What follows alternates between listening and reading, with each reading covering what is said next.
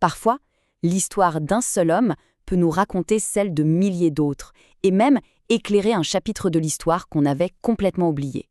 On va plonger ensemble dans le destin d'un immigré, un parcours incroyable entre trahison, espoir, courage, et on va le voir, de profondes contradictions. Arraché contre son gré. Ces mots, ils sont forts. Ils nous disent tout de suite qu'on n'est pas dans une histoire de choix, mais de contrainte.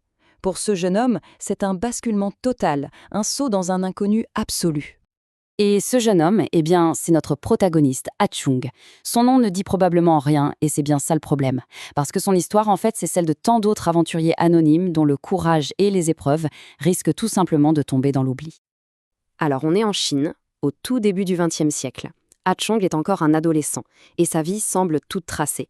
Sauf que voilà, ce qu'il ne sait pas, c'est qu'à des milliers de kilomètres de là, sur une petite île de l'océan Indien, un drame familial est déjà en train de se jouer. Et ce drame va sceller son destin pour toujours. Et attention, on ne parle pas ici d'un rêve d'aventure, d'un départ volontaire pour chercher fortune. Non, non. À l'origine de tout ça, il y a une trahison. Une promesse d'héritage qui va se transformer en véritable combat et qui va obliger Ah Chung et ses frères à tout abandonner. Voilà comment tout s'est enchaîné. C'est une histoire qui commence plutôt bien. Le père d'Ah Chung réussit à monter une affaire qui marche très fort à l'île Maurice. Mais le drame frappe, il meurt du paludisme, brutalement. C'est à ce moment-là que l'oncle entre en scène, mais pas pour aider, non, pour trahir. Il met la main sur le magasin, coupe tous les ponts avec la famille. Il ne reste alors qu'une seule solution pour les frères, faire ce voyage, traverser l'océan, pour essayer de récupérer ce qui leur appartient. Et là, imaginez le choc. Après un voyage long et difficile, plein d'espoir, la réalité les frappe en plein visage. Non seulement l'héritage a été volé, mais en plus de manière tout à fait légale. Et pour couronner le tout, leur propre oncle les met à la porte. Ils se retrouvent à la rue, dans un pays qu'ils ne connaissent pas, sans un sou, sans personne. La trahison est absolue. Mais cette trahison familiale, aussi terrible soit-elle, ce n'est en fait que le début des ennuis. Une fois seul dans la rue, Ah Chung va se heurter à des murs bien plus hauts, bien plus larges.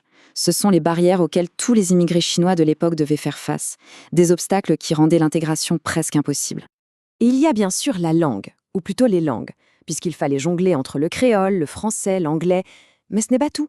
Il y a la compétition économique féroce, les préjugés tenaces, l'impossibilité quasi totale d'obtenir un prêt, et même la difficulté de trouver un simple toit. Pour lui, comme pour les autres, chaque jour est un nouveau combat pour la survie. Et au-delà de tous ces défis pratiques, il y a le choc des cultures, un choc immense. Pensez-y, Ah Chung vient d'une société confucienne très structurée, très hiérarchique, et il atterrit au milieu d'un melting pot incroyable, un bouillon de cultures, avec des influences européennes, africaines, indiennes. C'est un monde totalement nouveau, dont il doit déchiffrer les codes chaque jour, juste pour pouvoir s'en sortir. Mais alors, comment a-t-il fait ? Comment a-t-il survécu dans ce monde si complexe ?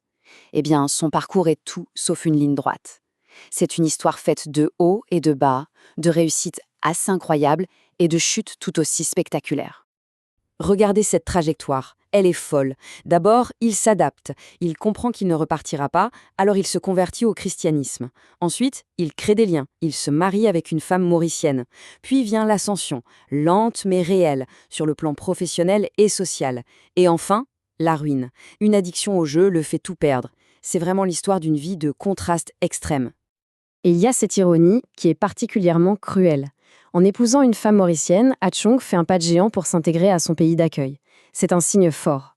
Sauf que ce même geste, va le couper de sa propre communauté.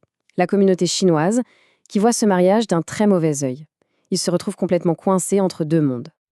Alors, que reste-t-il d'une vie pareille, si complexe, si contradictoire ? C'est peut-être le regard de sa petite fille, Emma, qui nous donne la clé. Un regard qui parvient à voir au-delà des échecs pour nous révéler l'homme exceptionnel qu'il était malgré tout. Et voilà son véritable héritage. Au final, au-delà de la trahison, de l'exil, de ses propres démons, ce qui reste, c'est l'image d'un homme d'une résilience hors norme. Un modèle de courage face à l'injustice et de tolérance. C'est ça que sa famille a choisi de garder de lui. En fin de compte, l'histoire imparfaite mais si humaine d'Ah Chung, elle nous ouvre une fenêtre sur quelque chose de bien plus grand, la contribution immense et souvent invisible de toute une communauté. À travers son récit, c'est le rôle fondamental des immigrés chinois dans la construction de l'île Maurice qui se dessine. Une histoire qu'on ne trouve pas souvent dans les livres. Et ça nous amène forcément à une question plus large. L'histoire d'Achong, on a eu la chance de pouvoir la raconter. Mais combien d'autres parcours comme le sien, des vies remplies d'épreuves et de courage, ont tout simplement disparu dans l'anonymat de la grande histoire, alors qu'elles ont, elles aussi, silencieusement façonné le monde dans lequel on vit aujourd'hui.